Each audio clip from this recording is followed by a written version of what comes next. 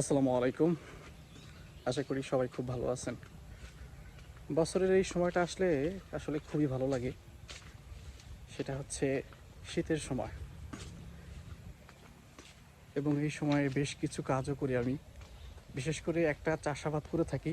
দূরে সেটা একটা হচ্ছে ফাঁকা জায়গা পেঁয়াজের দেখতে চাষাবাদ। পারতেছেন, ওইখানে হচ্ছে আমরা তো আজকে পেঁয়াজের আপনাদের যে আসলে চারাটা, দেখাবো একটু। সেই চারাটা আসলে ওখানে প্রস্তুত করে থাকি। তো চলুন দেখে আসি।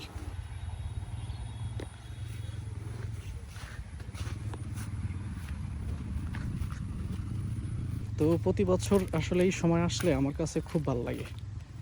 ভালো লাগার একটা কারণ আছে, সেটা হচ্ছে যে আমি প্রতি বছরই একটু একটু করে আসলে পেঁয়াজের আবাদ করে থাকি। আমি শুধু আসলে নিজ হাতে শুধু এই পেঁয়াজের আবাদটাই করি। তো পেঁয়াজের যে দানাটা আসলে চারাইতে হয় যে জমিতে, তো প্রতি বছরের ন্যায় এবছরও এই জমিটা আসলে আমরা প্রস্তুত করতেছি। 2 দিন আগে এই জমিতে কীটনাশক দেওয়া হয়েছে যাতে এই আগাছাগুলো আসলে পচে যায়। আলহামদুলিল্লাহ, জমিতে ঘাস নাই বললেই চলে, কিন্তু তারপরে একটু দিলাম যে এগুলো যাতে একবারে মরে যায়।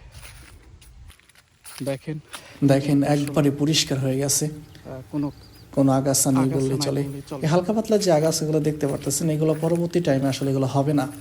আর এগুলো হইলেও মানে আমাদের যে পেঁয়াজের যে বীজ আছে, এই বীজ আসলে ক্ষতি করতে পারবে না।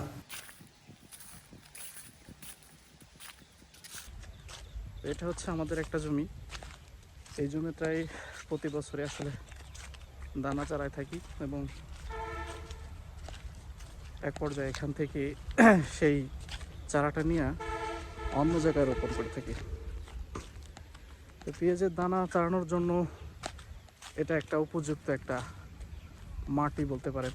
আমাদের অন্য অন্য একটা জমির জায়গা, তুলনায় এই জমিটা আসলে একটু শক্তিশালী মাটি। অন্যান্য এই জায়গার জমিতে তুলনায় মনে করেন দেখা যে যায় যে আমাদের এই পেঁয়াজের যে জমিতে চারাটা খুব সুন্দরভাবেই আসলে এখানে বেড়ে ওঠে।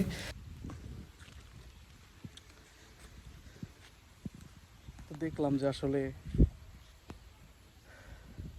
2 দিন আগে আসলে কীটনাশক ছিটানো হয়েছিল। দেখলাম যে কেমন কাজ করছে কীটনাশকে। দেখলাম যে না, আলহামদুলিল্লাহ ভালোই কাজ করছে।